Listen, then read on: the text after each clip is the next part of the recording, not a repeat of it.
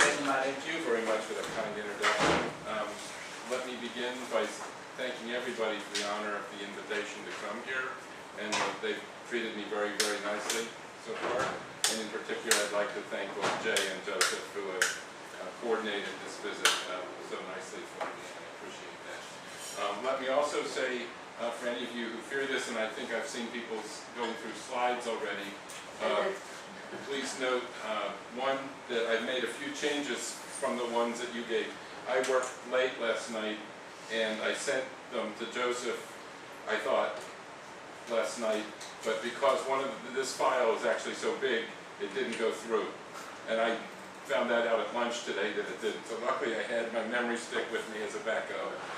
But when I sent them to him today, here from this computer, I sent him not exactly the final version. And so that's my fault. And 2 weeks ago, I gave some of the same slides, and some of them that you have. The American Association of Dental Boards is the group that licenses dentists in the United States. And I gave a talk to them. They're coming out with a new licensing test for dentists, and they wanted me to tell them how to evaluate it. So you're going to see some of the slides in that version actually say something about dentists. And I actually wrote your talk first, but then I lifted it for them. So that's what actually happened. Now, let me also say, between this talk and the one I'm doing this evening, I have, please come in. I have taught a course for about the last 10 years at the graduate level that meets, we have something we call diversity requirement for all of our doctoral students. And this is called testing members of special populations. And so disabilities represents one type of special population, and people who are language minorities is a second type of, and so I'm going to be talking about cross-national testing and so forth in the lecture this evening. And those are two of the topics that I covered, but I've tried to compress them. And let me, for those of you who fear statistics and so forth, let me assure you this is a very non-quantitative conversation. Actually, I have a little factor analysis book that I got when I was in graduate school that said it was written for the semi-numerate. And this is not that. But the main issues are not statistical in dealing with these topics. So, to give you a sense of what I'm going to do, my goals for this are to give you just an understanding of some of the issues that are involved with testing people who have disabilities. And I know you have a school psychology lab here, and counseling psychologists very often do assessments. And when you're doing an assessment of somebody with various kinds of disabilities, those are very serious issues that you have to consider in making your determinations, your recommendations, and so forth. And just to make sure everybody's on the same page, what I'm starting with is an overview of how to evaluate any test, and then we're going to talk about how to evaluate it in the context of people with disabilities. Because I just assume that I have to start at the basics, and some of this will be very familiar for many of you. We're going to talk about the kinds of test materials that you have to look at to evaluate tests. Hopefully, and I know Joseph's center, formerly Jay's center, is on evidence-based. Well, psychology, if it wants to be a real science, has to be evidence-based. And that's a critical assumption that we make. It's very different from how psychologists came into being a long time ago. And some of you know, if you know the history of testing, for example, some people thought originally we could measure people's intelligence by bumps on their head and by all kinds of perceptual measures that didn't work out. And so we have to be evidence-based. And then we're going to talk about testing people with disabilities. And my thought is to really focus primarily on sort of the general factors that you have to consider. And I have been doing work in this area for almost 30 years. Actually, it started because one of my friends, who's a psychologist, had a son who fell 3 flights off a roof of a house, and he fell 3 flights onto cement and became a brain-damaged quadriplegic. And so that's what got me interested in this originally. And I had just edited a book on testing Hispanics in the United States who are language minorities, and I realized how many of the issues are similar between language and disability, because it's just, and I've written one paper called Testing People Who Don't Fit the Mold. And when I was a young person, which is 45 years ago maybe, in graduate school, when we talked about testing, we stressed standardization. And this is the mold that breaks that we have to consider when we're testing people with special needs. And I've directed for 12 and a half years now a center at the University of Nebraska called the Buros Center for Testing. I don't expect many of you know this. One or two of you who study in the United States will know it probably. But this was founded by Professor Oscar Buros, who taught at Rutgers University in New Jersey. It was founded in the 1930s. He was a professor, but this was not related. He kept it as a separate company. If you go to our website, you can see that he had a big Victorian house in New Jersey, and 2 of the floors were all devoted to the center, and then he lived up on the top floor, and he had about 15 employees in his house every day. But there's a magazine in the United States called Consumer Reports, and it evaluates cars and washing machines and vacuum cleaners so that consumers are educated when they know what to buy, what works best, what doesn't. And you may know, after World War I, there was a huge explosion of testing in the United States. It may have happened around the world, but it was primarily in the United States. And so lots of people were publishing tests, and in fact, some people became unbelievably rich publishing tests. And so he felt that there was a lot of charlatanism going on in psychology. Do you know what charlatanism is? Okay.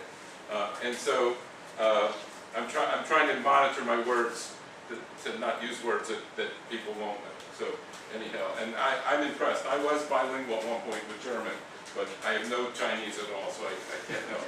Anyhow, so Oscar Buros started this process of evaluating tests, and he died in 1978. I was just a first-year professor at that point, and and in fact I was working with a woman by the name of Anastasia. I replaced her, but I was working with her. She won the National Medal of Science in Psychology. She was president of the American Psychological Association. And I wanted her to work with me to bring it to Fordham where I was teaching. And she said, she was my age now, and she said she was too old to do that. So, actually she was 1 year older, so not exactly my age, but close. So it went to the University of Nebraska-Lincoln. Shortly after he died, his wife, who had worked with him for many years, made the decision to send it to the University of Nebraska. And we publish 2 books historically, mental measurements yearbooks, which are these, they come out every 3 years, so they're not yearbooks, but about every 3 years. And they are evaluative of measures in the United States, and England and Australia to some extent. We've published another book that provides non-reviews, but information about every test that we believe is in print in English. And for the last 2 years, I don't know if any of you speak Spanish, but because of my own orientation, we've come out with Pueblos Publicados en Español, which is tests in print except in Spanish. And now we're getting pushes to do it in other languages. Unfortunately, I have to have several staff members to do each thing, and my unit is entirely self-supported. So we live on our book sales and things like that. Now, the way we evaluate tests is we describe them. This is whenever a professor is asked to be a reviewer, they get this outline, and they're supposed to, in 1,500 to 2,000 words, they're supposed to do these 5 things: to describe it, to talk about how the test was developed, its technical information, then they have a little commentary, which is like the editorial section of a newspaper where they get to put their own opinions in, and then conclusion. And I will tell you, I have a whole other talk on how we evaluate tests, but we hire several graduate students, 4 half-time graduate students, And when a professor sends in a review, for example, every single fact that they cite is checked to confirm that it's accurate to other information that we have. So that's the quick model. A little more, this is just a description, brief overview of the test, what it looks like, how it's used, development. This is something that lots of people leave out of their materials on testing, but who developed it, under what kind of a model, what research is it based on, that kind of stuff. Then what research is there to justify its use, adequacy, and quality. And you should know, in our field, and I'm guilty of this too, we talk about tests being valid or not valid, but the reality is that scores are valid, not tests. And it's very important to remember that it's not, because a test could be very valid for some purpose, but not for another purpose. So we don't like talking about tests being valid or not. This is, as I said, their evaluation and then a brief summarization. So I'm going to go through some of this in a little more depth. There's a few things missing from this outline that I thought were particularly important for this talk. How easy is it to administer the test? If you have ever given a test, and I have less experience than some of you probably in this room, but I took an intelligence testing course from a professor later ended up, who was Minnesota? Who graduated from Minnesota? Okay, James Eiseldike, is that a familiar name to you? He taught intelligence testing at Minnesota for many years. I got my doctorate at Penn State, where I had him early in his career. Very famous guy on intelligence testing.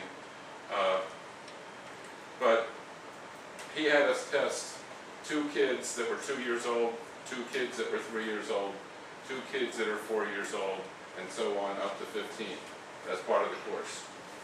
Now, if you've ever sat down with a 2-year-old for 2 hours and tried to give them an intelligence test, you know it's not easy. And there are certain rules that we have on human subjects these days that we luckily didn't have back then. Because I remember about 90% through the test, this kid says, I want to stop. And I'm like, let's play for a while, and then we'll go back, you know. Anyhow, we don't really talk about how do test takers react to a test, and that's a very important consideration. Uses to which the test should not be put. Because there's lots of tests that are valid for some uses, but not for others, but we find that people do move to other things. We could always build more expensive and better tests, but there's a limit to how much people are willing to spend on a test. And then, are they available in other languages, and are they available for people with disabilities, and is there information on that? In terms of the description of the test, that first section, what is the test? To whom is it to be given? For what uses? How is it administered? Are there possible misinterpretations or are uses to which it should not be put? And what else should a person know about it? Like, you need to go through training to be able to learn to administer this test. Is it something that some people are going to react very negatively to? Are there possible negative consequences? That kind of thing. Also on description, and this depends on the audience. The materials for the test, who can access them? You may know in the United States anyhow, we have tests grouped as 1s, 2s, and 3s. 1s are only, I think, available to professionals. 2s have a broader audience, and 3 the public can buy. Okay? So who can receive the materials? Can you get an actual copy of the test to look at it, which sometimes you can.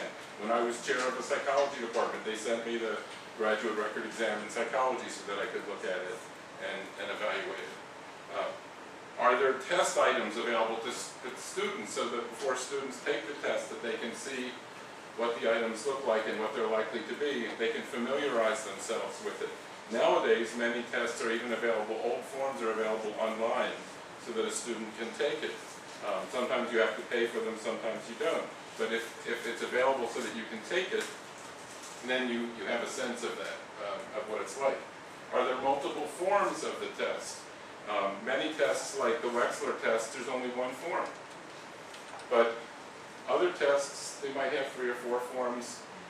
They may have, if it's a test like the Scholastic Aptitude Test, the SAT, which is used for college admissions in the United States, they're building 8 or 10 forms a year, and eventually when it becomes computer-based, if it's, depending how it's adaptive, there may be thousands of forms, essentially.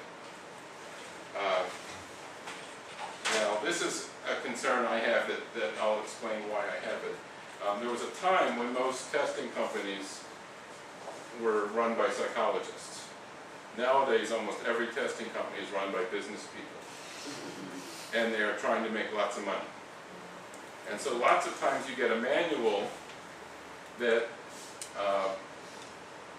reads more like a sales brochure than a technical manual. And frankly, for example, we wrote up a very negative review of a particular test. Well, we didn't write it. The reviewers are not our employees. They're professors around the country. We have about 900 people that do reviews. So when we did this one test, we got 2 really negative reviews. And this company that was selling it threatened to sue us. Not only did they threaten to sue us, but they flew into Lincoln, Nebraska in a private plane with 3 lawyers to meet with us. We had to hire 2 lawyers to come represent us. And they wanted us not to print the review. Well, we worked out arrangements. We settled it in somewhere in the middle. However, one of the things they said they wanted was that they were going to redo their manual. Would we hold off printing the reviews until they redid the manual? So we said yes, we would do that. But we also said what we would do is we'd send the new manual to the original reviewers, and they could change the reviews if they so chose. And that was the arrangement. Well, they rewrote the manual and they took out all the negative research findings. Okay? And so when we went forward with the draft publications, we always send the draft reviews to the publishers before we print them. They called us quickly and said, well, we took all that material out of the manual. And I had to literally say, this sounds like an early philosophy statement. The fact that it wasn't in the manual doesn't mean it didn't exist. You know, it sounds sort of silly, but anyhow. So this is one of my concerns of what's happening in our field right now. And then lastly, to whom is the description accessible? Who can understand it? Who can read it? Then to what extent is, this is key to this discussion, to what extent is the test available for special populations? Those from different cultures, language minorities, those with disabilities, and if so, of what types of disabilities? And what accommodations, if any, are possible for persons with disabilities or language minorities? Okay. Are the proposed uses of the tests carefully explained? Are the proposed interpretations of test results also detailed? Now, what I mean by that is, as a counselor or as a psychologist, when you get a result from a test, you need to know, how am I to interpret this? And you can't do that just cold by yourself. You need some information that's empirically based to base that on. So hopefully their research has set that up for us. And then our potential misuses, which I've mentioned several times, described. Now then, the major characteristics for evaluating tests. I decided to do this for the dentist, and I left this slide the same. There's a funny expression in the real estate industry in the United States that when you're looking at a house, it's location, location, location. Have you heard that before, anybody? Okay. Yes. Well, the issue here is, for evaluating a test, it is validity, validity, validity. That is the first, foremost, and all 3. And in fact, the other 2 things I'm going to tell you, reliability and fairness. Our new test standards now say validity, reliability, and fairness are the 3 ways we're supposed to evaluate tests. But I would argue that reliability and fairness are really both parts of validity. Okay, they're really parts of validity. We're going to talk about what it is and how to protect people. And again, I'm going to go through this quickly because I'm sure most of you know it. Some of the questions we should ask: how are the items composing the test evaluated? What reliability information is provided? What validity information is provided? Is the validity information related to the test uses per se? And who conducted that research? And the reason I say that is increasingly we're finding that many test publishers publish a test, and who are the people that did the research? Well, the test authors and the test publishers. So you have to question a little bit, was it truly accurate and independent when there's a huge financial implication for them. And it's one of those things you have to question. Now, for some of the technical issues, if there were passing scores for the test, like there is in a licensing test, I assume there's a licensing test for psychologists in Hong Kong. So, if you're going to take that test, how is that passing score determined? Does it differ by locale, which I'm thinking about the United States lots of times. The psych licensing test does differ state by state. What percentage of those taking it pass? If you have multiple forms, have they been equated? That's a statistical procedure to make sure the scores mean the same things across forms. Is the test developed through classical psychometrics or item response theory? What data are available for regarding the test? And what types of specialized knowledge, skills, or certification are needed to use it? Again, you need to be a licensed psychologist. Can a teacher give it? I once took a test when I was in college that was a standardized graduate school admissions test that was administered by a secretary. And she told me there was an hour to take the test, and she stopped me at 15 minutes and apologized that she had given me the wrong time, you know. And so I had a bunch of items that I hadn't gotten to. So, you know. I'm not talking much about item analysis. On the other hand, were the items pre-tested on what size sample? What kinds of item analysis procedures were used? Were various content domains all represented, and who interpreted those data and made those decisions? So now I'm going to get into reliability, and again, I'm hoping this is a quick overview for people who know it already. There's lots of different kinds of reliability. I argue that it's a family of procedures, and not each reliability doesn't mean the same thing. And unfortunately, today, we mostly use internal consistency. That's the easiest thing to do. You can assess that on a single administration of a test, and it looks at how well the items intercorrelate with each other. The problem is, a lot of times that's what people do, and then they interpret that means the test is stable over time. And it doesn't tell you anything about that at all. And that's a key issue. And I've even heard really major psychometricians simply ask, what's the reliability of a test? They are given an internal consistency coefficient, and then they interpret that means this is a stable characteristic. It doesn't mean that at all. And I took a lifespan developmental psychology test. Is there an aging person in here or not? I met an aging person earlier today. And I'm an aging person, but I mean a person who studies aging. Those are big issues. So test, retest, we give the test twice with a set time period in the middle. It's a good and a bad procedure. You don't see it done nearly as much as it used to be. And one of the problems is if you remember how you responded the first time, it gives you an overestimate. Alternate forms, if there's multiple forms, you ask people to take both forms in a counterbalanced kind of way, and that tells you similarity across forms, very important. And internal consistency, again, is how well the items intercorrelate. And we teach a whole course just on those kinds of issues. A few other reliability things that are worth considering. Do people understand what the standard error of measurement is? That is, how much a person's individual score is likely to differ upon retesting and so forth. That's very important for interpretive purposes. What kind of information is provided to users in terms of those standard errors of measurement?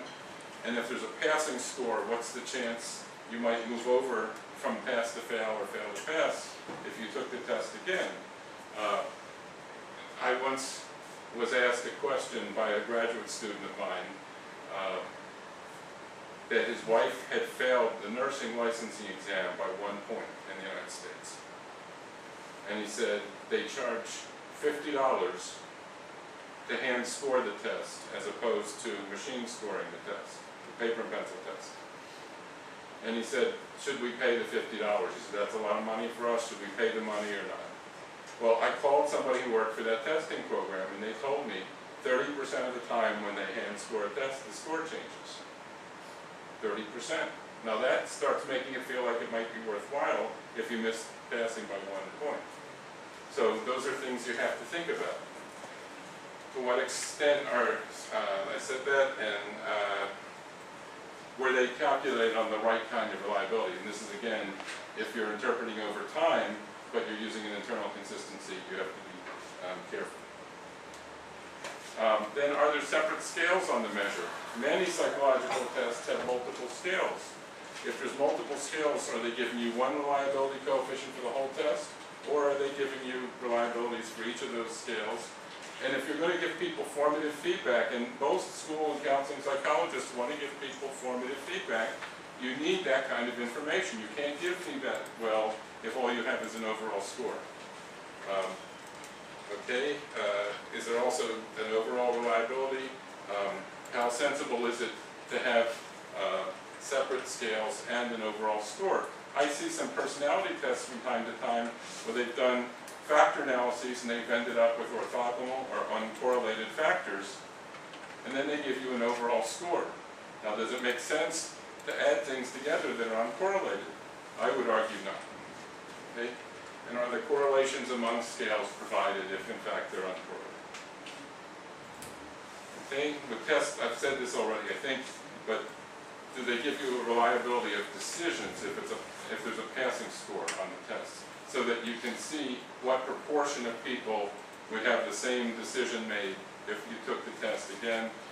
And I'll mention that the proper index for that is usually either kappa or an adjusted kappa, which kappa is just looking at the percentage of same decisions adjusted for chance. Now, we're going to move to validity, which, as I said, is the mother of factors that we use to determine. And more we use the term validation rather than validity, because validation implies this is a process of collecting empirical data as opposed to a characteristic of the test.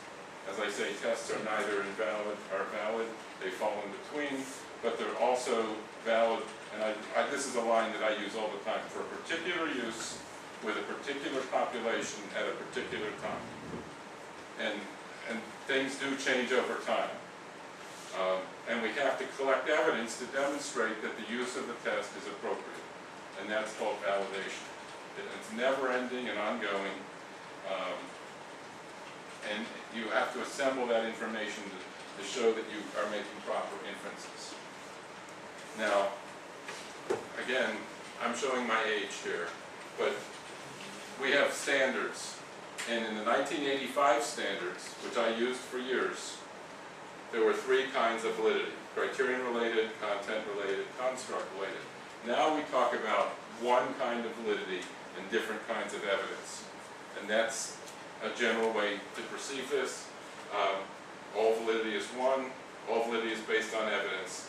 And rather what we're trying to do is look at something that many of you will think is very similar to construct validity. One of our theorists in testing is a guy named Michael Cain. He worked for many years with the board that built the exam for lawyers in the United States. And he's ended up putting forward a way of looking at validity that he argues is a logic similar to a legal case. You have to make a case that your test is appropriate for the kinds of decisions you're using it for. Like reliability, it's not a fixed property of the test, for sure. Now, criterion-related validity makes a lot of sense for admissions decisions, for personnel selection. What you want is a test that predicts future behavior. This is the kind of test that does that. College admissions tests. Do you have your own college admissions test? You don't, or do you use the one that's built here in China, overall for China, for college? Hong Kong. Hong Kong, you have Hong Kong test, okay. I have several Chinese graduate students who hate the Chinese college admissions test. But you're only allowed to take once, whereas in the United States you can take it as many times as you have money. Now, one of the questions you have to ask for any predictive test is the criterion a good criterion? Because there's lots of criteria that are simply not very good, and we're predicting them. Now, I thought for many years, the main criterion used for college admissions tests, does anyone know what it is? First year grade point average. Now, I thought, well, that stinks, that's stupid, why don't they pick at least a 4-year grade point average? Well, there are reasons why they don't. One of them, at least in the United States, I can't speak to you, is the largest number of kids who fail out or drop out, that happens to them during their freshman year. Second, as freshmen, most students take pretty much the same courses. But there are huge grade differences across fields. Again, I can't speak for Shuyan or for Hong Kong, but I was a Dean of Arts and Sciences for 5 years, and then I was a Vice President for 9. Where I was a Dean of Arts and Sciences, the average grade in education was 3.6 on a 4-point scale, where D is 1 and A is 4. In economics, it was 2.0. In physics, it was 1.9.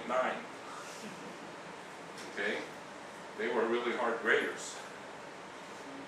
And so, if you're trying to predict 4 years of grade point average, and I'll tell you what, the students who went into either physics or economics, on average, were a whole lot better students than the students who went into education. And I'm not besmirching anybody here, please. I'm just telling you based on test scores and stuff. So to try to predict that 4-year grade point average is really hard if your smartest students are going into the fields that have the hardest grades. Okay? And how would you, ultimately, Thorndike talked about the fact that we need to have intermediate criteria, intermediate criteria, and ultimate criteria. Now, how would you evaluate the ultimate criterion of a psychologist? Well, if they're in academics, you might say the impact they had on the field, the way their publications were cited, how many students they trained. You could come up with some things. The most ultimate criterion I know of that's ever been used in psychology is they looked at publication counts and citation counts 10 years out of graduate school. And believe it or not, the GRE predicts them at about 0.25. Okay, that's not terrible. That's the most that I know. Now, as a counseling practicing psychologist, it would be how many patients you've healed, how many people's lives you've improved. How would we ever assess that? Right? Impossible. So we end up picking these other things like how good is the dissertation or how good is, and grades in graduate school, at least in the United States, mean very little typically because there's a huge grade inflation. I got faulted after I moved to Nebraska at 55 and started teaching there. And one of my students came to me and said, how come you graded me so low? And he pulled out my grade book and I said, Karina, I gave you an A. She said, well, I got A pluses in my other 2 classes. Now, I didn't even know that. I was like a newbie. But, so the reality is, there's a huge grade inflation effect. And so the differences in grades mean very little. And I actually have a friend who went to a very good graduate school in biology. He spent all of his time in the lab. By the time he finished graduate school, he had 20 publications and 10 patents. Patents are really hard to get. And the dean of the graduate school had to waive the 3.5 grade point average requirement because he was only 3.0. Okay, so he was extremely successful as a researcher. He's actually working still on a drug that will help spinal patients regrow their spines. Okay? So that sounds pretty important to me, And so, grades are just not perfect. They're the best we have maybe for academic success, but they're not ideal. Unfortunately for people like Dr. Sun here, there's going to be students coming now and saying, well, yeah, my grades are low, but I'm going to work to get, patents or something. Okay. Now we also have to see, are these people that are tested in ways that actually make sense, and who would evaluate the quality of the work? That's a very hard thing to do. Again, is the setting where we get the criterion data similar to what's used in practice? Let's see. And is the sample inclusive of the kinds of demographic groups that are involved? So for example, if we're talking about people with disabilities, what kinds of people with disabilities were involved? And I will tell you the truth, I've seen some of the biggest validity studies on this topic in the country, in the United States, and they just group all the people with disabilities together. And, you know, what's wrong with someone who's in a wheelchair and someone with learning disabilities and someone who's blind makes no sense to throw them all together. It's like throwing, they also do this with ethnic minorities. They'll say ethnic minorities and throw them all into one group, and it doesn't make any sense. Now then we get the construct validation, which is really what we're talking about most of the time when we're talking about validity anymore. Does it empirically answer questions to which the test is about what the test is measuring and what it's supposed to measure? How does it relate to other accepted measures, if there are in fact some? And it's probably not easy to do with some measures. Let's see. Does it relate to how able the test is to differentiate those with the requisite knowledge and skill from those that don't have them? And typically, what's the best kind of validity? Difficult for licensure measure. That's something that's left over from my dentist talk. I'm afraid I didn't catch it. The kinds of things we look at for construct validity, how does it correlate with other similar tests? Are there group differences that make sense? So for example, if you're trying to get students ready to take a licensing exam, you could test them after the first year and after the second year and after the third year and after the fourth year and see how they do and do their scores go up over time. And believe it or not, that's how physicians are tested in the United States. They actually get a test after 2 years of med school. They get a test after 3 years of med school. They get a test after 4 years of med school. That's all built on getting them ready for the licensing test. And again, if you don't have existing measures already, you can't do a lot of those things. Finally, most educational tests are going to be built on content validation. And there's a whole debate in the field of whether content validation really deals with scores. Because unlike construct and predictive, it doesn't really deal with scores. But the validation does support, depending how you've built the test, to have relevant and representative information on that measure. Hopefully that knowledge is going to be reflected in overall scores, and so you're actually assessing whether people actually know more. So is this validity? I would argue yes. And there's a whole debate in the literature, by the way, and I've contributed to it, on is content validity. And my answer used to be no, but now it's yes, because what is the criterion that if we go back to predictive validity, the criterion that we usually use to decide whether a predictive test is valid or not is a content valid criterion. So if we're saying if it predicts a criterion well, it's valid, well, if we believe it's a good criterion in itself, it should be valid too. Oh, I went back, wrong way. But ultimately, does the test cover the content it's supposed to cover? The way most education and certification tests are built this way. For jobs, I used to build lots of civil service tests. I built the New York City police and fire exams for about 10 years. Is it relevant? I'm working now, I defended a teacher licensure test in the last couple of years successfully. Is it built on the knowledge it's supposed to have? And is it representative of the knowledge and skills? And we don't do very well on most paper and pencil tests getting at skills, any more than a paper and pencil test of psychologists assesses their skills. You have to have something else. Now, I thought we'd take a break for a moment, and we're going to start moving into now the disability section of the talk. And I've got 6 cases, and what I didn't know about the size of the group and whether the room would be conducive to working in circles or something, but I think we can talk about this generally. I'm going to read it out loud, and then we can just talk about it. We may have time to do a number of them. We may not do all 6, but at least you have them there.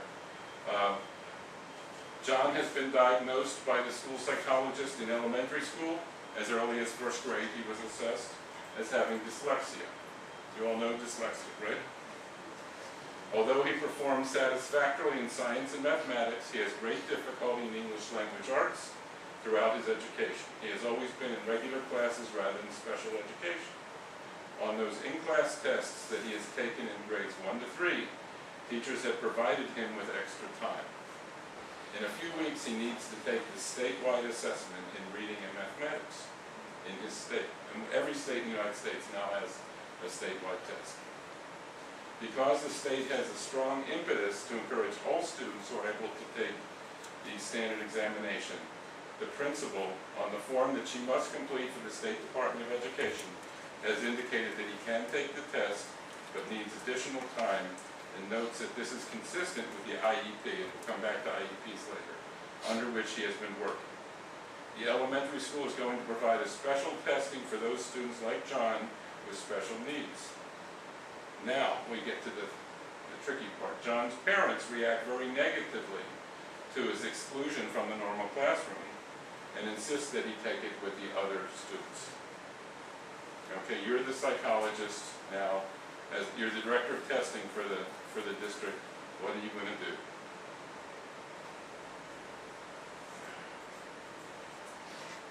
Anybody? No, you're not getting your paycheck this week.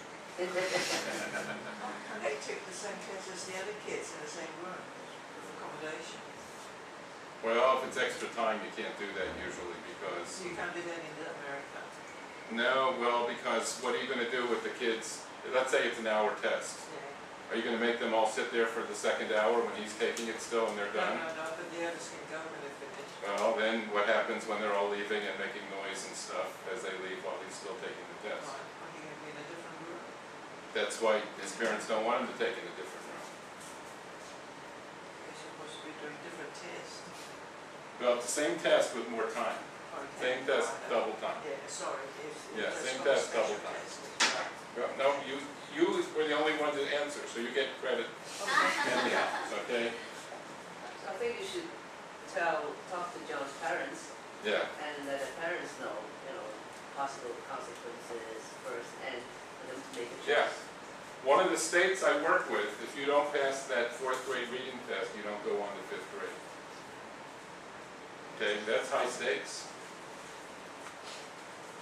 So, I mean, not most states don't have that, but one of the states that I work with, a big state, has that as a rule.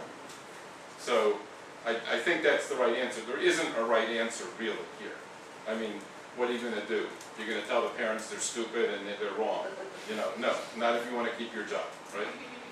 Are you going to tell the principal to take care of it? That's the right answer probably, But the bottom line is there isn't really a good answer here, but you're going to have to communicate what are the issues to the parents and maybe to the teacher. Because this could be a big fight if the teacher really insists that this is going to be bad for John. That's another involved party. I request an answer. As a directors of the testing of the district, maybe because of we have done some equating, then we have to adjust, we have to refer the marks for the normal testings for John to the unknowns. Well, there's no group of people that takes both tests in most states.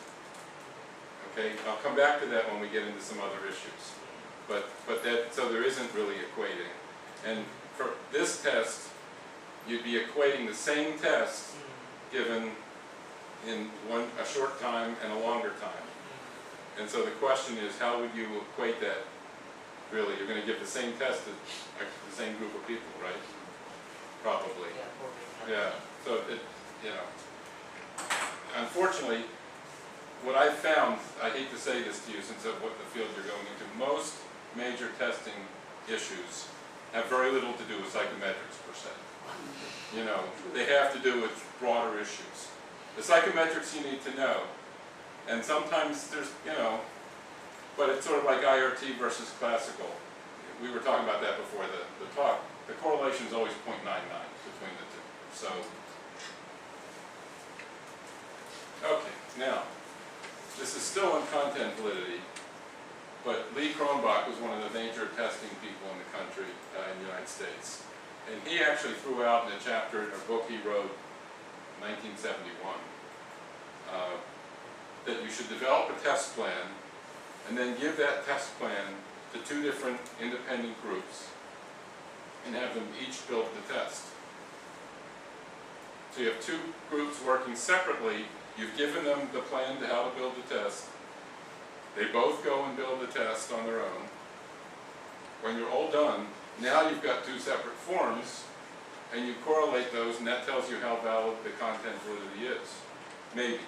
It could be that one, I mean, if you get a low correlation, it could be one test is great and one test is terrible. It could mean that both are terrible, or it could mean they're both pretty good, but they're measuring different things, which would be a problem.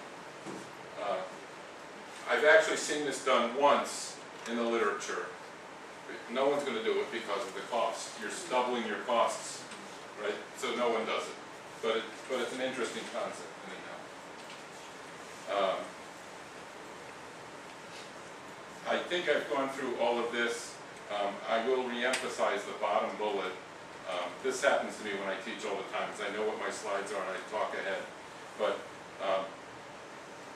we're really good at measuring knowledge with multiple choice testing primarily. We are not nearly as good about measuring skills. And what I had to say to the dentists 2 weeks ago was basically, how do you measure dental skill? I mean, I want a dentist who knows more than textbook knowledge, just like how many of you would ever get in an airplane if you didn't think that the pilot had to take a test other than a paper and pencil test? Right? I mean, there's an awful lot of professions that the skills are much more important. And frankly, part of this is we have to trust educational process and people when they go off on internship. There has to be a lot of trust there that people have developed the skills. And in my years as a department chair, let's say, but also as a vice president, I've had people in graduate programs in psychology that are professional that we've had to move like to other areas. They just don't have the skills to do the personal part of it. I actually hired a professor one time who had moved to psychometrics when he couldn't make it in clinic. So, I mean, these things happen. Now, another argument, the current 2014 U.S. technical standards that we have list 5 things that we look for in validity, and you'll notice that one of these is test content. That's number 1, in fact. We've already talked about internal structure, that's reliability, and maybe doing a factor analysis or something of the thing that scales. We've talked about relations to other variables, that's correlations with other tests, and we're going to talk about consequences a little bit later, in just a couple moments. One of the things that very few people talk about, I actually was at a conference last summer where I heard the first talk that I can ever remember that actually looked at what are people, how they behaving on the test, because that's really hard to do. But it's critical, and that gets at some of the skill issues. Now here's a problematic example. I was a consultant for the psychology licensing exam used all around the United States in the late 1970s and early 80s. They only had about 5 to 8% of the test measuring research methods and statistics, psychometrics. That's the section that they had me looking at questions. Okay? They had done this big analysis of what the test should look like, and it was somewhere in the 6–7% range that those questions should represent. However, that section controlled who passed the test or failed the test more than any other section of the test, even though it was only less than 10% of the whole test. And the reason was lots of students get really good training in that area, and lots of students get really miserable training in that area. And so it was an area that really differentiated students. Now, I would argue that's not a good way for content validity to work, where you've got one section that the professional test plan, when it was put together, said this should be, I don't know, 7% of the test, 6% of the test. And then it has a huge impact on the results. I consider that a concern. Now, luckily, it's a remediable concern, because if that information gets out to the educational programs, they're all going to. And what it really was focused on, this is more for the professors now, is we have a real issue in the United States with professional schools. non-university-based professional schools. And they train lots of people, and they're mostly practitioners who are out in the field doing the training, and they don't focus on the research side. And so there are students who just do not get that training. Anyhow, but that's an issue that I wanted to raise with regard to content. Now, another concern, and this actually came when I was chair of the board for the graduate record exam, but reading tests are the most common kind of tests given in education, and very useful. Most teachers think reading tests are really helpful for them.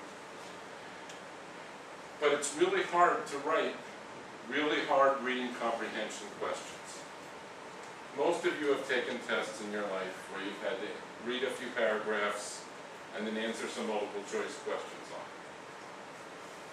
I used to, as I said, I built the New York City Police, and reading was one of the things we had to test for police officers, because they have to be able to read reports and write reports.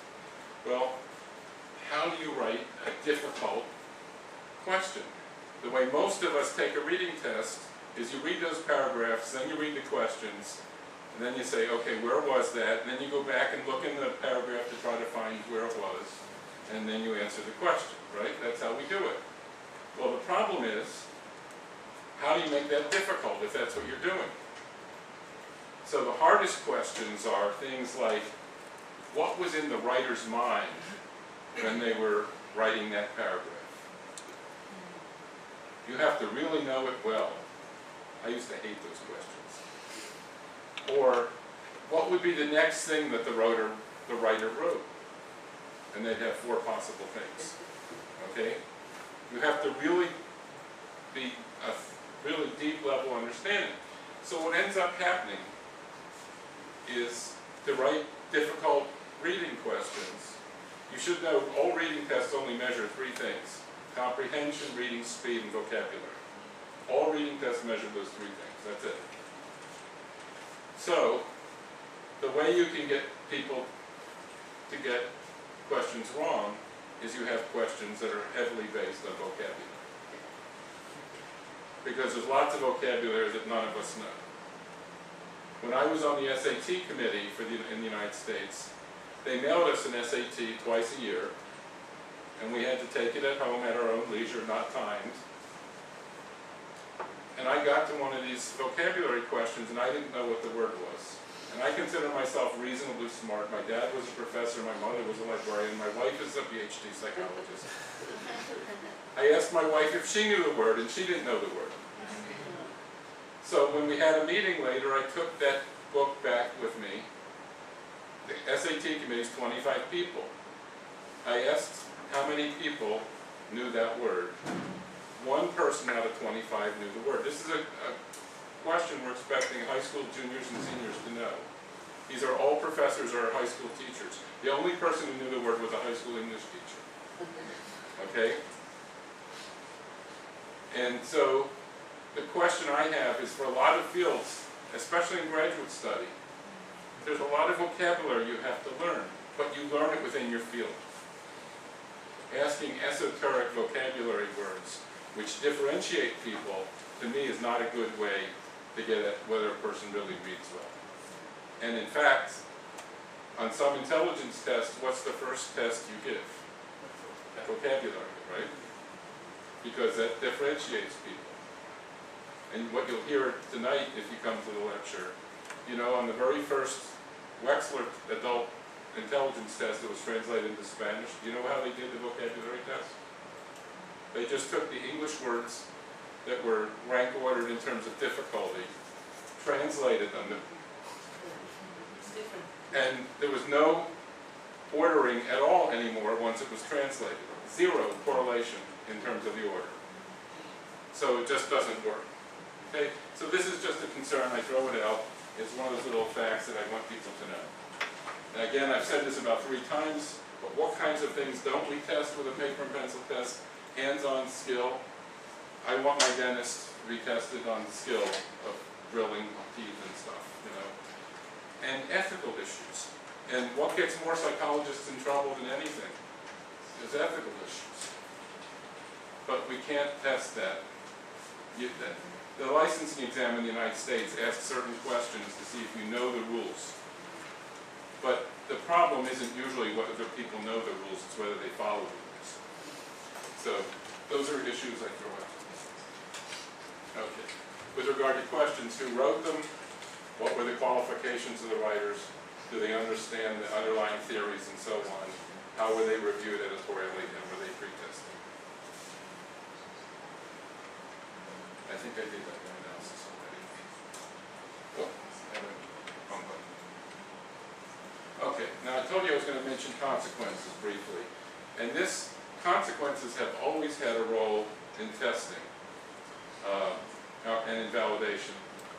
When we do predictive or concurrent validity studies, the thought is that we're measuring some future behavior of consequence. Usually it's a positive behavior, like success in selling things or success in courses and so forth.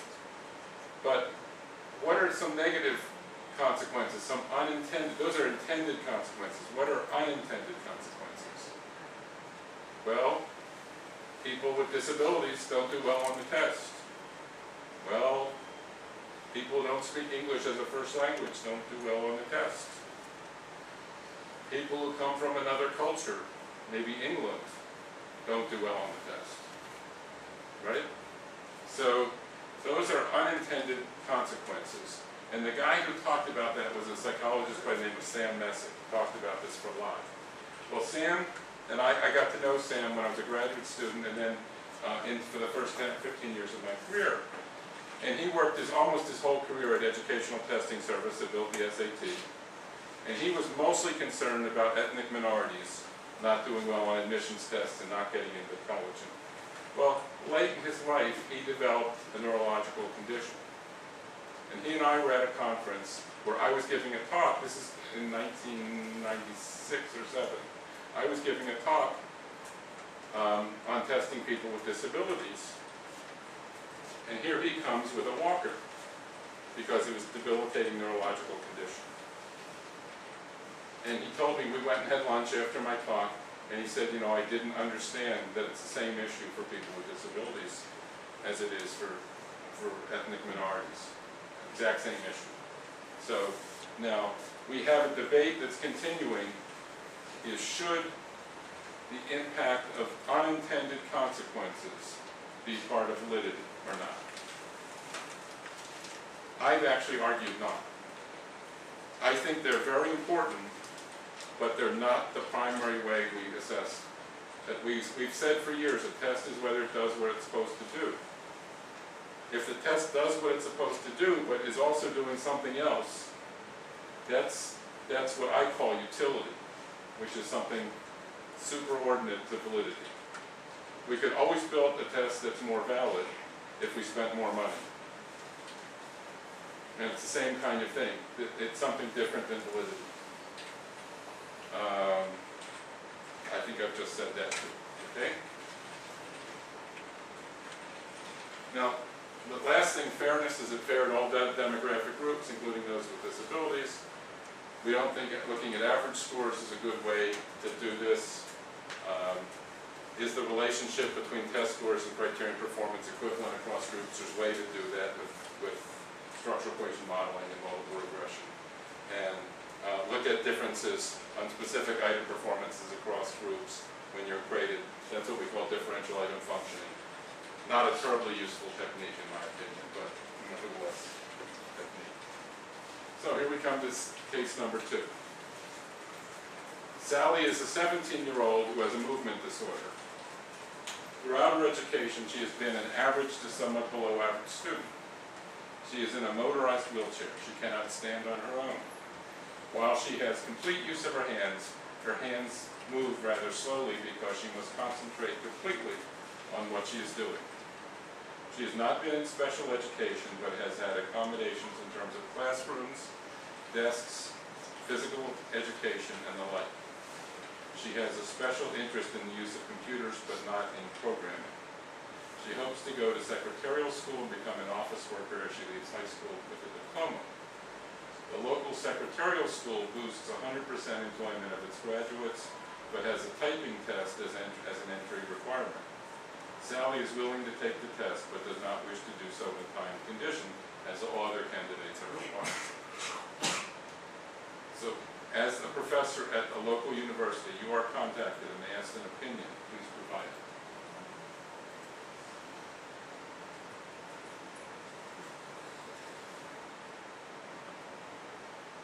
Again, these are hard questions. They have nothing to do with psychometrics. They have to do with test use, and these are the kinds of things, every one of these cases I've run into at one point or another. I've obviously changed them some.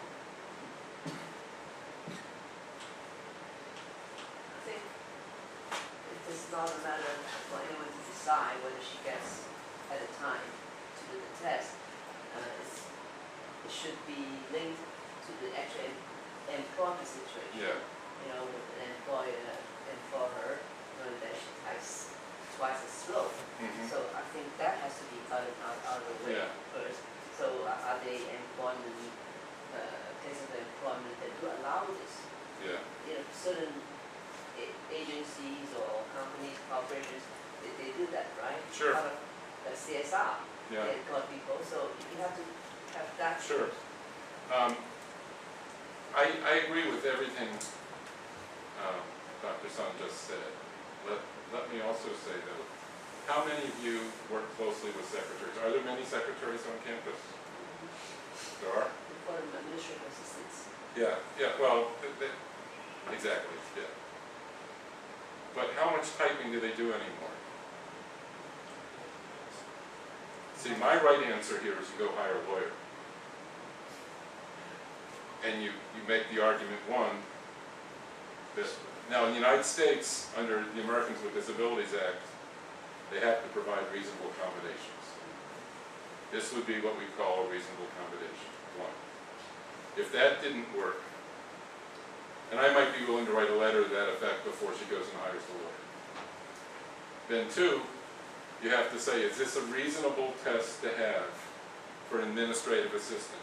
My sense is, and I've been in academia for 45 years and I've worked also with companies building tests and stuff like that.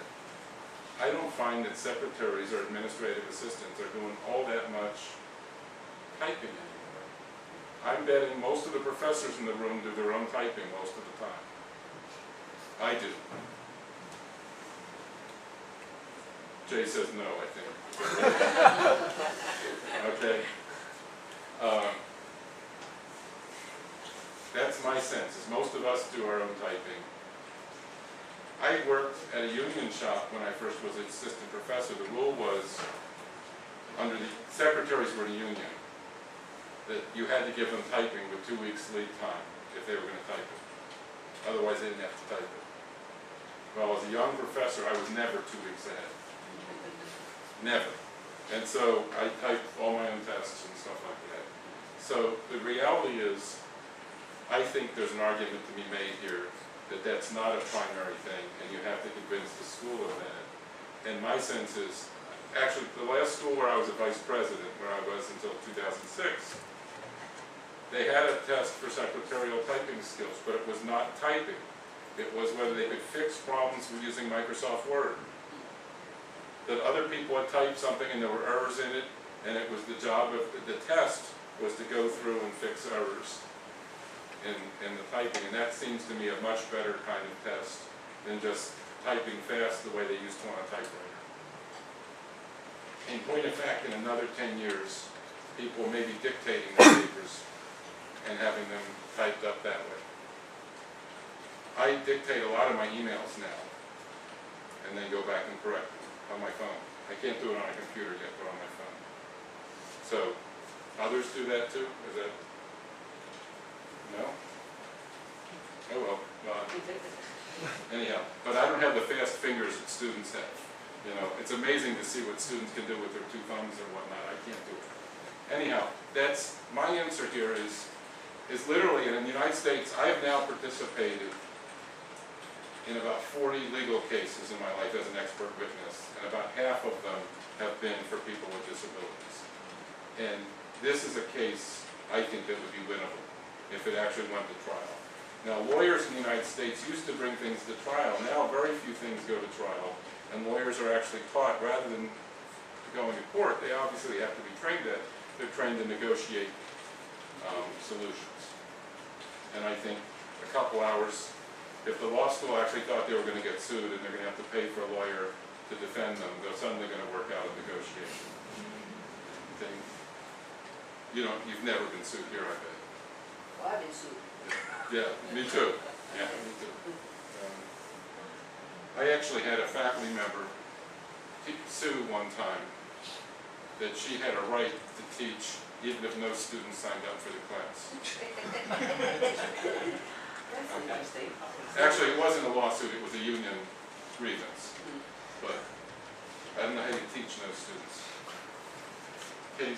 Case 3. We'll do a couple cases and then move on. You are an independent testing consultant working in the New York City area. One of your clients is a wealthy local school district. Usually you help them in writing reports for the school board based on state test results. They call you with an unusual problem. John Westminster Smith III. Now, that's a name that only a rich person would have, just for the record, okay? One of their students has been a fine student throughout his 11 years of education. He has always been in normal classes.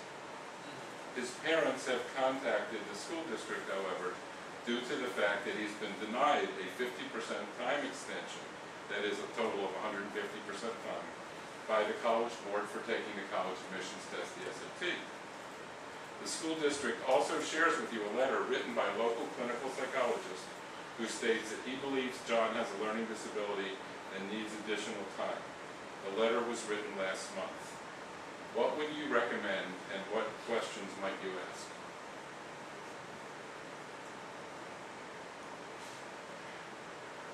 Now, I happen to believe that the Americans with Disabilities Act is one of the most important laws that changed in the United States in my lifetime. It's like in 1964, the United States passed the Civil Rights Act. That's probably the most important in my lifetime. This is like that for people with disabilities. Now the reality is, there's a real big problem with it. On the New York City area and in LA and San Francisco areas of California, there's a huge disproportionate number of students who go through their whole public school education with no accommodations, but they want to go to the very best college and university. And so when they're about to take the admissions test, they get someone to write them a letter to say he has a disability, give him extra time. That issue is one of the most detrimental issues for disability rights that there is. Because if you're giving special rights for people that don't really need them, you're watering down what people with real disabilities get. Okay, I find case studies work real well for making some of these points, rather than me just standing here lecturing. And so the reality is, they've gotten very good that once you have a demonstrated disability, like the College Board starts testing people in the 7th, 8th grade, if you have a documented disability, they keep that in the computer record and you're going to get that right along. But what happens to a kid who has never needed special attention who all of a sudden says they need it? Now it's one thing if they've been in an accident, they've been in a car accident, they've hit their head, they have brain damage, you know. I was involved in a case one time where a testing company, I won't tell you what testing company, thought someone was cheating. He had an imposter come take the test for him because they said his handwriting didn't look like it should.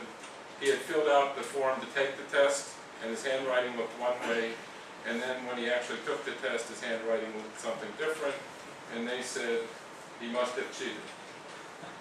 Turns out he had a broken hand and had his hand in a cast, and so he wrote his name with the other hand.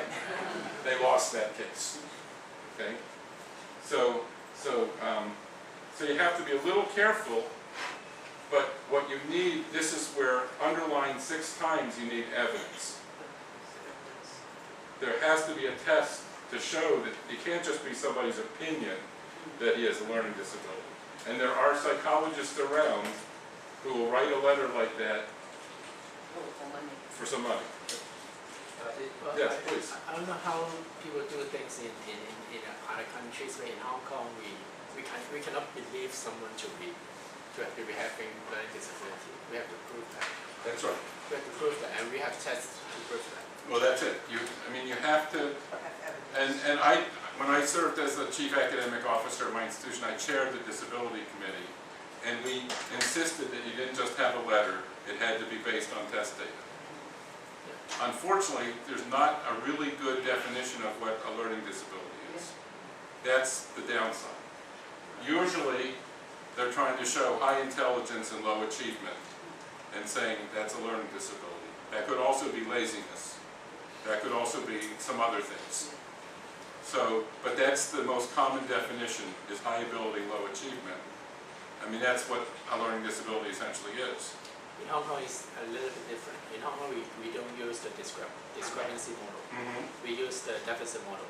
Okay. We see two standard deviation below average as learning disability. Okay. So I think it's a little bit different, but there's a downside to it because the discrepancy model has its pros, but we have a very clear and very concrete standard on whether they have learning disability or not.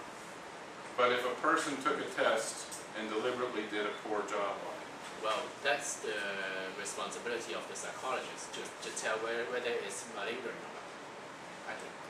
yeah, which we don't do very well with either, although neuropsychologists are getting better with certain tests.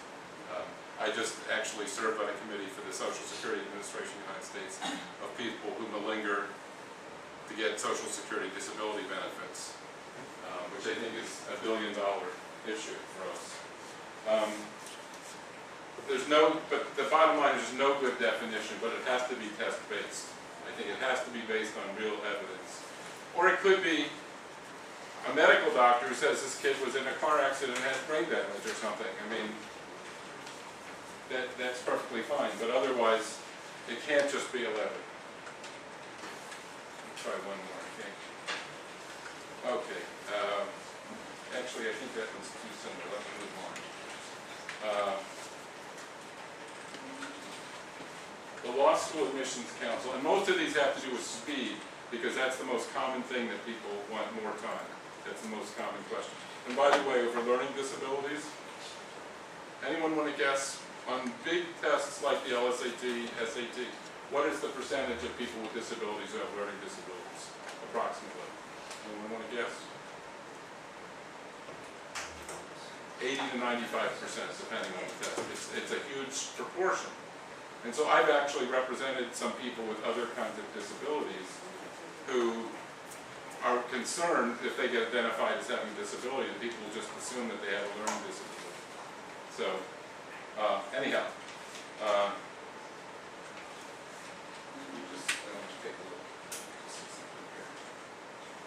Actually, let me stick with this one. Carol has graduated from law school. She has multiple sclerosis, and I actually represented somebody with multiple sclerosis one time, and has received extended time on examinations, rest pauses, and freedom to stop the test at any time to receive medication, relax, or use the washroom. State law forbids an extension of time on the bar exam, which was actually true in New York State. She is considering suing to be able to take the test with extended time under the Americans with Disabilities Act. The position of the state bar is that lawyers must be able to work under time pressure. They report that this is part of the purpose of the exam. Carol has not been able to find a lawyer to represent her, and after consulting with professors at the law school, they refer her to you, a professor and testing expert with offices a couple of buildings away from the law school. Yeah. What do you say to her? What kinds of documentation is she likely to need? Now, first off, she's going to have documentation of multiple sclerosis, right? And if you don't know, multiple sclerosis is a progressive disease. And the person I represented these were the things he needed. He needed rest pauses. He needed to stop and stretch his muscles because he got cramps otherwise. And he had to go to the bathroom. Those were the things he needed. By the way, he graduated third in his class from Harvard.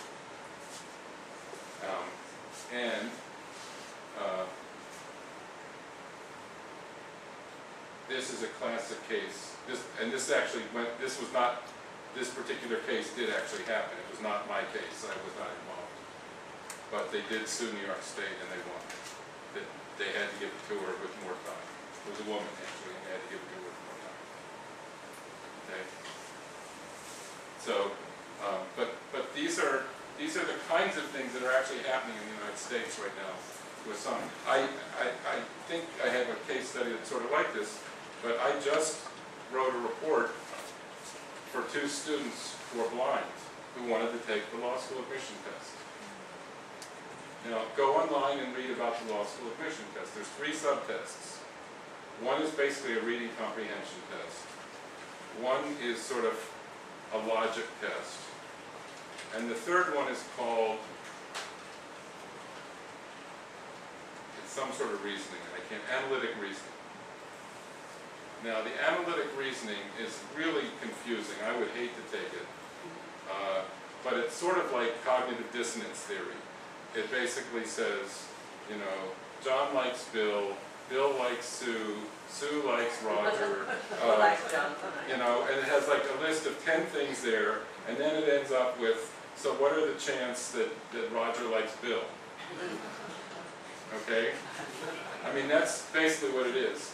And if you go online, or if you go to the LSAT website itself and say, how should you answer questions like that? What they say is you have to draw a diagram.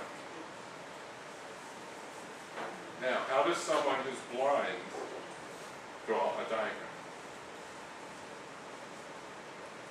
Now, I'm going to show you how empirical evidence can solve this kind of a thing. I got asked to be the expert witness here and to write a report. And this is classic kind of situation. The lawyers were doing this as a pro bono case. So first they begged me to do it for free. I said I wasn't going to do it for free. I was really busy, but I would do it for a much reduced rate. Okay? Which I then negotiated. These are great lawyers. They negotiated with me on my much reduced rate for about 2 months.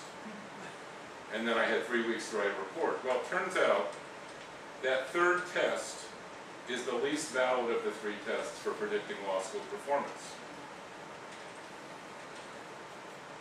If you correlate the 2 test scores with overall test score on the LSAT, the multiple R is 0.93. Okay, so if you had all 3, it would be 1, right? Because it's the same people and all. But with just the 2, it's 0.93. I argued that's far more valid than it would be. I said you have an option. You could build another test just for them that doesn't involve this. Or you could just let them take the other 2 tests and live with that and scale the score accordingly. And that's what they ended up doing. That was a 5-year case until I got involved, actually. But these are real life issues that are happening today, and you have to know a little psychometrics, and you have to know a little logic, and you have to be willing to look at the data and see what you can do. And I consider myself an advocate for people with disabilities, but I'm not willing to go past what the data say. In every case I've ever been in, I tell the lawyers, when I actually go on the stand, which doesn't happen all that much, I tell them, this is what I'm going to say originally, but these are the questions that if they ask me those questions on the stand, I'm going to give them answers you don't want to hear. Because you have to be honest and you have to be credible. Okay. Yes, please. How about with cerebral palsy kids with language, speech, language, and movement difficulties or cognitive testing? I mean, I do that, but at the same time, you know, it's just this want it to be more evidence than more go, this is a difficult part. What kind of things would you do? Well, there are some tests for deaf kids. I don't know if that would work. There are some pantomime tests. There are, you know, the Raven's progressive matrices. But, yeah, so I mean, tests like that are not going to, I mean, they're going to have a little bit of timing because of the movement. yeah, yeah. I'd probably give them extra time and see how they do. You know, or I might give them some subtests with normal time and some with extra time, and just try to get a sense of, I think what they call testing the limits in clinical testing more. With language concept or language. Well, I mean, the progressive matrices doesn't use language. Yeah, that's very initial. This is a concept, the more visual concept than a language. Well, so you're trying to say, how could you test how good their language is? Yeah, I mean, what is it that you... If I wanted a general argument, Intelligence test. intelligence test, it's not trying to just be because I can get the visual part, right? Yeah. But it will be difficult to say, you know, how much. I suppose receptive should probably is quite good. Well, you know, but I mean, this is a classic case.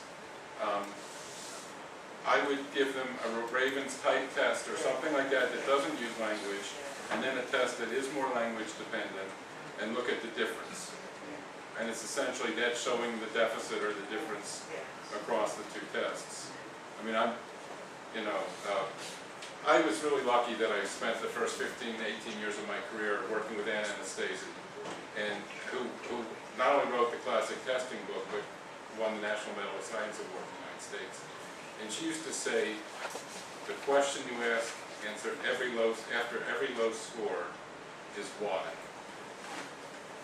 And I think there's a lot of truth to that, as you're trying to figure out why did the person not do well. And that's what it sounds like you're trying to get at. But I want some test that is as free from that language problem as possible, and then something that's more typical that uses it, so that you're looking at the difference. But these are tough, you know. The same fellow, Eiseldike, that I took intelligence testing from, later set up a center at the University of Minnesota on testing kids with disabilities. And he said, there's two rules for testing people with disability. One is test every kid as best you can. Rule 2 is if you think you can't test them, reread rule number 1. So, yeah. This next case, which is the last one, basically is about a company that wants to administer a test. You have someone who's blind, and they say they don't have a test for that. Now, this is something, here I've told you, I'm an advocate for people with disabilities. I sat in Dr. Sun's seat at 2 other universities for 9 years. I once had one of my associate VPs come to see me, and she said, we have a student who's blind. She's a business major and she's blind. I didn't know this student. And heretofore, as an educational institution, we've gotten all of her textbooks free from a group called Lighthouse for the Blind that puts them on tape. She's required now to take an accounting class. We can't put an accounting textbook on tape. Well, my first cheap answer was why not? But the answer is because there's long lists of numbers and stuff, right? And I said, so how are we going to do this? And she said, well, we have to braille. I said, okay, how much is that going to cost? She said $30,000 for the two textbooks. $30,000. My whole budget for the year for everything I had was $50,000. So I had to spend $30,000. Well, first off, I said, then it's not a reasonable accommodation. If I have to spend $30,000 of my $50,000 is not a reasonable accommodation. She said, well, I've already talked to the university attorney and he tells me it is. So I called the university attorney and he said, what's reasonable under the Americans with Disabilities Act is not based on your budget, but it's based on the college as a whole's budget. And the college as a whole's budget is $45 million.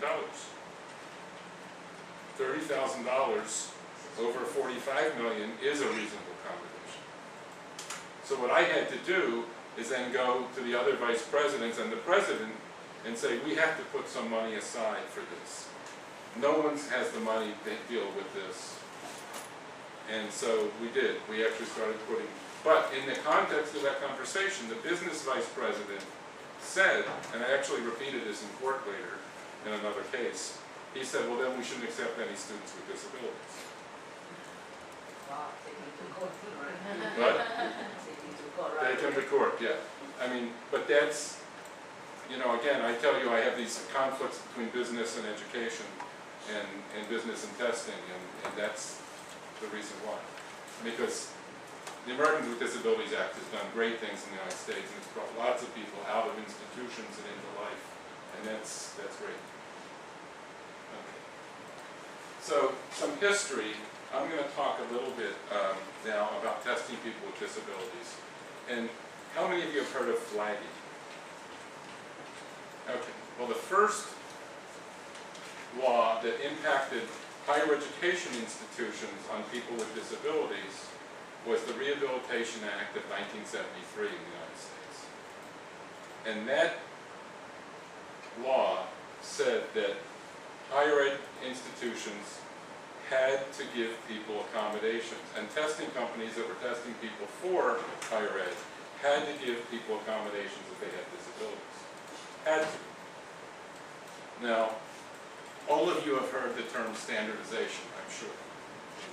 And I actually wrote in the Encyclopedia of Psychology, I wrote back in the 70s and 80s the definition for test standardization, which is keep the process the same for everybody. Well, I changed it now, by the way. And I now say to the extent possible and stuff like that.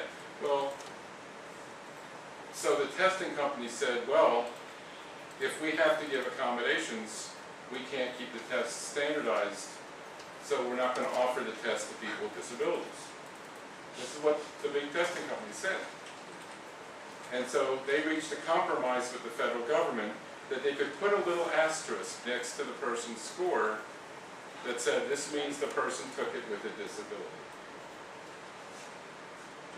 So, whenever someone took a test and there's a little asterisk, now you're telling people in advance that they have a disability. Well, for employment and higher ed admissions, it's against the law to tell people before they've been accepted or hired that they have a disability. Well, that asterisk doesn't. But it lived for about 20 years, 30 years. And I got asked on a couple of occasions to serve as an expert witness against that practice, and said no, because I was always on committees where it was a conflict of interest for me to do so.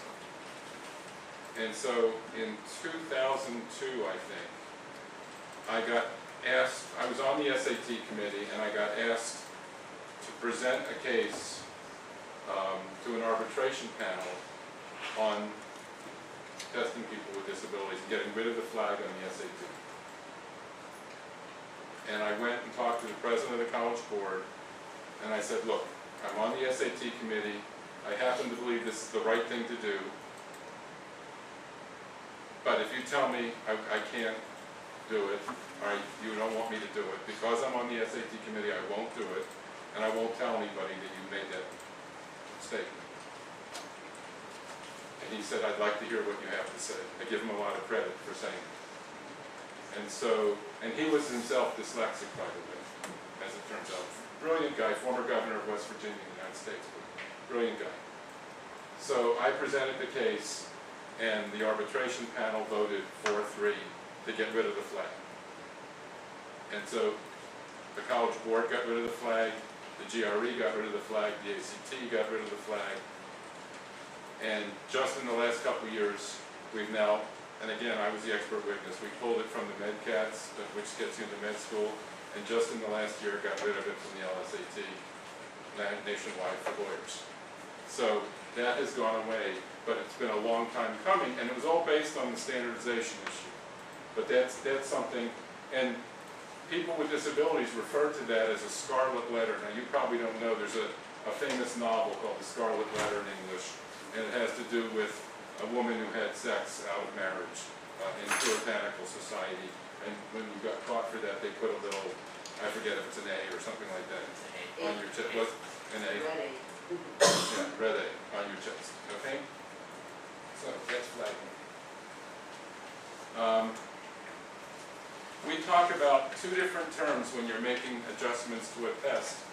And I'm not really thrilled with this, but I'm going to present it because it's something that you should know. We differentiate accommodations and modifications. An accommodation is when you change the test in a way that does not affect the underlying construct. And a modification is when you change the test and it does change the underlying construct. Now, the problem I have with that differentiation is it's usually based on totally non-empirical evidence at all. It's somebody's judgment.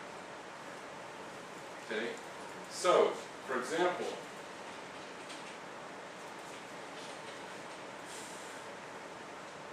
if we have a reading test, I actually have cooled psychologists in two settings. I never have published this, but I did it. I've asked psychologists, okay, if you have a reading test for someone who's blind, and so you give it to them in Braille, is it still a reading test? 95% say yes. 95%. Now, how do most blind students read books? Does anyone know? It's not with Braille. They listen. So then I say, okay, if you let a person hear a book rather than reading it because they're blind, is it still reading? And it's like less than 10% say it's still reading. Now what's the difference?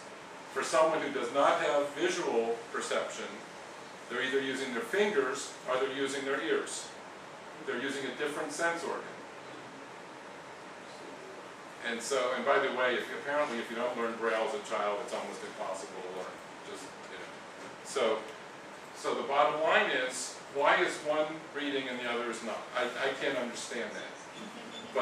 But the issue is one is called a modification and the other is called an accommodation. Extra time is normally an accommodation, but on a test that's highly speeded, like a typing test or a clerical test, it would be a modification. Okay? Because you're changing the construct. Sometimes it's really clear, lots of times it isn't. Is big print an accommodation? That's, for someone with visual disability, using bigger print is the first way you try to go. They actually even print on special paper that makes it easier to read. That's clearly accommodation, but you get the idea anyhow. And it comes up in a lot of legal cases. I just say it has to do with a judgment. But basically an accommodation is an attempt to remove construct irrelevant variance. The idea that we are measuring, what ADA says is we have to measure the construct, not the disability. And to the extent you're measuring something about the disability, it is a problem. I'm going to move really fast for a while here because I'm not going to finish. I'm supposed to be finished at 5, I think, so I'm going to speed it up here.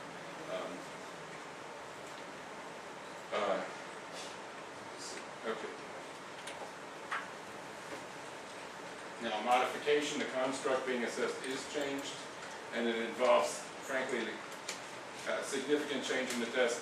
I would argue that LSAT example where I said drop the third test, I would argue that's a modification, not an accommodation, because you've actually dropped the test that's measuring something. It's not the same. Okay? Requirements for test authorization, unchanged constructs, that there's an individual need for that change. Now then, differential effects, I've got this on a couple of slides, I think. This is something one of my former students, Steve Cerisi, wrote about. And his statement is, if you're making an adjustment to a test for people with disabilities, the people with disabilities should get much more of an advantage than should normal candidates who get that same accommodation. It's sometimes called differential boost. So in other words, the impact on scores should be clearer and larger. And for most of the things we're looking at, it has been, for example. I mean, it makes sense. If we're adding extra time, people that don't need extra time may get their scores a little bit higher, but not way higher. But people, and frankly, some of the top experts in learning disabilities now are saying, because I've worked with them, are saying that the main thing for people with learning disabilities is speed of brain activity. And so if they get extra time, they should be able to do better because that speed is there. And you need to be able to have the same inference about the construct. Okay, I think I've said most of that. Differential effects I've talked about. Same as of interest. Okay, we're getting close to the end anyhow. I don't remember the number, but IDEA is another law in the United States. It's the Individuals with Education Act. Individuals with Disabilities Education Act. Now, this is one of the problems we have in the United States that you guys may or may not have, certainly in Hong Kong you don't, is different states define disabilities differently.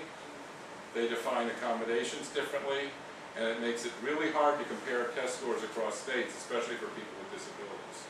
So that's a big issue. I haven't really mentioned IEPs. Is that a term that's, how many of you are familiar with IEPs? That's an individual educational, individual education plan or program. And basically, that's usually done by a whole team of people, a school psychologist, a teacher, the parents, the kid, maybe, depending on their age and so forth. And they come up with a plan, and that should drive a lot of this. And that's one of the questions for that John, whatever his name, Smith III. I mean, you would want to know that there was an individual educational plan, and if there's not, then you would question. This is an area I'm trying to convince more people to go into, that in the schools, teachers make a lot of decisions, but they don't know that much about testing. I actually think it's one of the big jobs that educational psychologists have, is to train teachers about testing better. And actually, like the Gates Foundation has said the same thing. They're not measurement experts. I've actually done some research in the schools with teachers.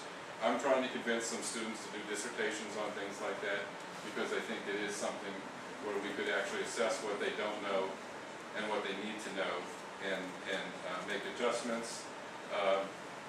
There have been some studies. California developed a high school graduation test, and this sounds funny. It's a few years ago, but I'm going to use the name of somebody that you all probably know, an American you all probably know, who's not a psychologist. They came out with this high school graduation test, and they were going to require it of all students. And there was a survey done of the constructs you had to know, the knowledge you had to know to pass the test. And then they did a survey of special education classes, and they found out that special ed students were only exposed to about 5% of that information as they went through school. And the reality is that information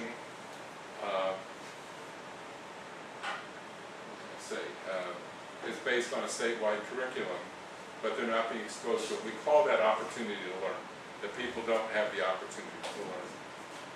So I made the argument that they needed a different test for people in special ed that would work for them, that would test them on the information they were getting taught.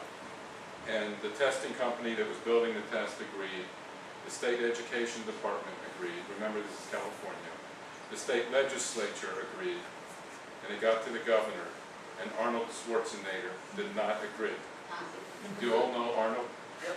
Okay. So Arnold said no, and so they had to go to court all over again 3 years later. You know, it took 3 years to go through that process, but and they won. Arnold lost. So anyhow, it's funny the people you run into sometimes. Now, I actually worked at Educational Testing Service for a while, and the person I worked with wrote a book back in 1985 called Testing Handicapped People, Warren Willingham. And what they found is that the SAT and the GRE, when you gave people accommodations, it was just about as valid for them as it is for normal people. The admissions tests. Almost perfectly as valid. The one exception, there's really two, but I'm only going to talk about one. The major exception was for people with learning disabilities. The tests underpredicted their performance in college. Underpredicted. However, if you use high school grades and the SAT together, it does not, they together do not underpredict. So if you use multiple regression. And so in that case on flagging, that was the main result that I was saying.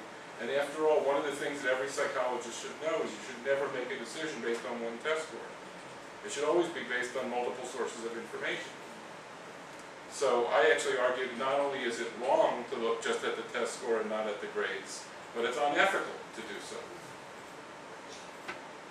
So, and that helped win that day. But we still need lots of research on testing people with accommodations. It's amazing. This guy, Warren Willingham, collected 10 years of data on tests. The SAT at that point was being given about 2 million times a year. The GRE was being given 250,000 times a year, something like that. And for example, they tested everybody, they went and gathered all the information on every kid, for example, who took it with Braille, and they had less than 200 people over 10 years. So it's very hard to do validity studies on these small samples. And these are, how do you collect, criterion data when people are going to all different colleges and they're going to all different majors, and it's really hard. But you can do lab studies and things like that. And that's what I think is really needed right now, is more research on specific accommodations with specific kinds of people. And even in some cases, case studies or small group studies watching people to see. And again, you have to be consistent in applying your accommodation, or you're adding extraneous variance into the situation. I wanted to get at this before, but this is the grouping of disability categories that Willingham used. Emotional differences, sensory differences, physical differences, and learning differences. And learning differences is the controversial one in the United States. Nobody seems to be too concerned about the others. Although, believe it or not, when I was testifying in one of the cases, the lawyers gave me an article where a blind student went to med school and he graduated second in his class in surgery. Now, I read the article. The professors, his professors in med school said, we don't know how he's doing it, but he's really very good. Now, I'm still not sure I would use him as my surgeon. But, that tells you that people are able to do things. I've listed here, I'm not going to go through them. You probably know most of these. Things that we do to help people with the physical environment. The biggest one when I was the chief academic officer is people could go take a test in a quiet room all by themselves. Very common. People who have distraction, ADHD, that kind of stuff.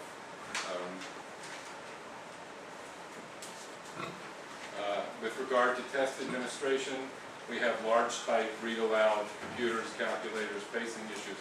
I should tell you, as tests become more and more computer-based, that is something most people with disabilities are not very comfortable with. They like paper and pencil better. They also like making their marks on the test booklet rather than on a test answer sheet better. Let's see. You have to know if the student can follow directions, can use computers, and so forth. We have large print positive findings, read aloud, mixed findings. This is from literature reviews. Braille, quite infrequently used. Pacing, student-controlled pacing significantly helps most people with disabilities. Computer presentation, As I said, paper and pencil is usually preferred. And I was actually on a committee that went through reading tests for kids with some disability but not extreme disability.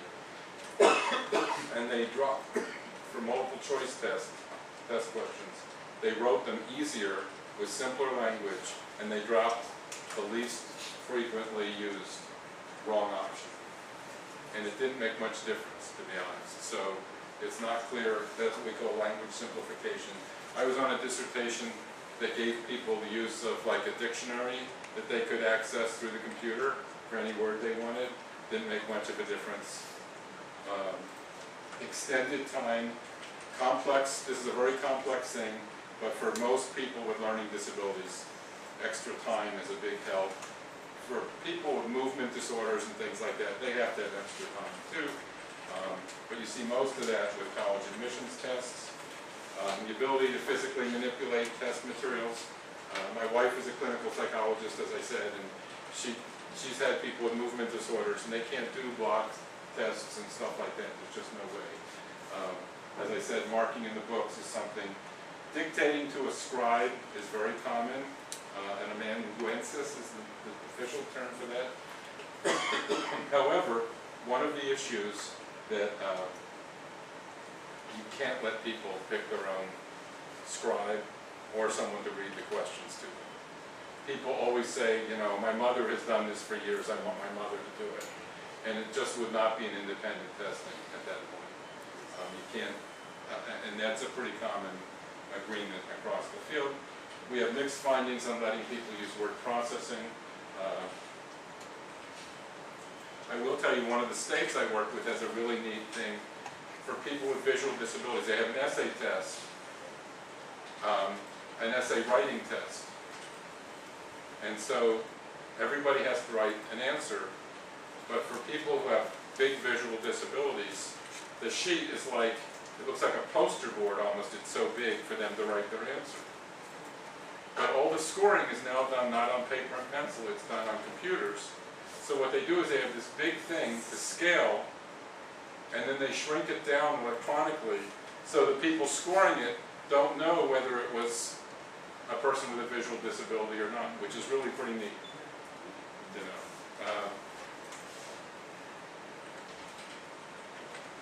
Let's see. I've said most of these things already. These are things that I'm saying that there are alterations that are, they might be accommodations, they might be modifications.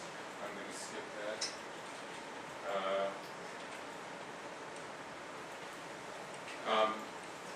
There's a lot of attention mostly on LD students because of the high incidence, that they haven't been studying much with our statewide achievement tests, and they usually do comparisons with Gen Ed students. This is something, if we had time, I was going to ask you to modify a reading comprehension test, starting with tasks that are difficult for a population and identifying components that need modification from the literature, and then you field test it. I mean, obviously you can't go field test it from a workshop, but it's a good project for students.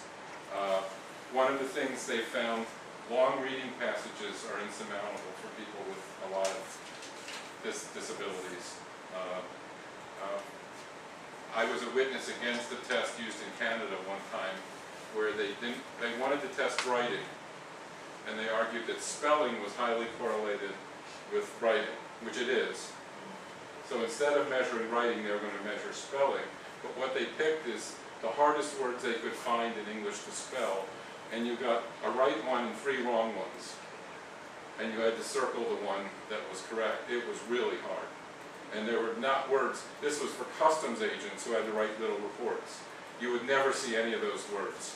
You know, a lot of people in testing try to make testing more difficult than they should be. And nowadays, spelling is so much less relevant because our computer corrects stuff. We should field test. I'm really going to tie it up in just 2 minutes or so.